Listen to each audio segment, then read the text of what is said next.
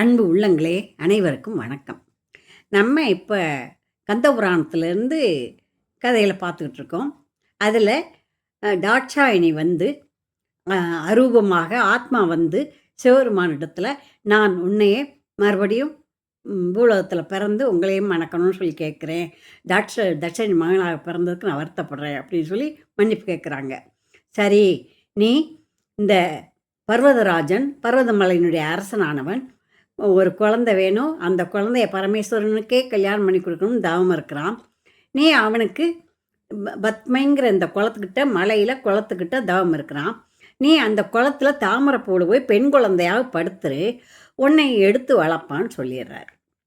நீ 5 வயசு ஆகும்போது உன்னைய நீ தவச்சாலையில் போய் தவம் இருக்கணும்னு கேளு, அவன் தவச்சாலை அமைச்சு கொடுப்பான்.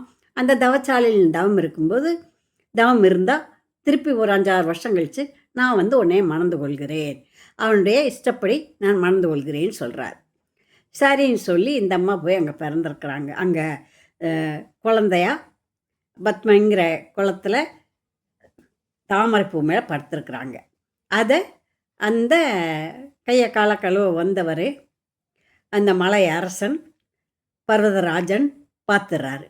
பார்த்தா ஆஹா, சிவபெருமான் எனக்கு வழி கொடுத்துட்டாரு, அந்த பார்வதி தேவி தான் வந்து பிறந்துட்டா, அந்த தாட்சாயணி தான் வந்து எனக்கு பிள்ளையா பிறந்துட்டா, இவ பர்வதராஜன் மகள் பார்வதி அப்படின்னு சொல்லி கூப்பிட்டு அதை தூக்கி கொண்டு வந்து வீட்டில் வளர்க்குறாங்க.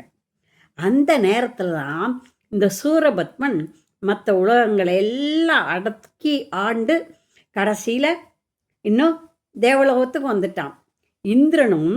இந்திரன் மனைவியும் தப்பி வந்து இந்திரன் மனைவியை ஒரு இடத்துல பத்திரமா வச்சுட்டு தேவர்கள் மிச்சம் இருக்கிறவர்களெல்லாம் கூப்பிட்டுட்டு அதற்கு நிவர்த்தி பண்ணணும்னு சிவபெருமான்கிட்ட போய் கேட்குறாங்க.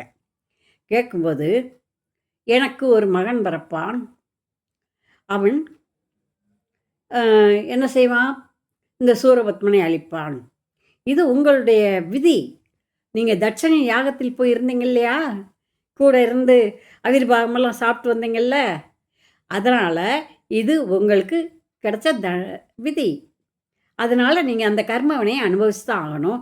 அதுக்கப்புறம் தான் உங்களுக்கு இந்த சூரபத்மனை அழிக்கக்கூடிய மகன் எனக்கு பிறப்பான்னு சொல்லிடுறாரு. சரின்னு சொல்லி இவங்க போயிடுறாங்க. சரி, இவர் யோக நிஷ்டையில் இருக்காரே, இவருக்கு எப்படி இவர் கல்யாணம் பண்ணால நமக்கு ஒரு குழந்தை பிறந்து சூரனை அழிப்பார், அதுக்கு என்ன செய்யலாம்னு யோசிக்கிறாங்க. அது என்ன செய்கிறாங்கன்னு பார்ப்போம். தொடர்ந்து அடுத்த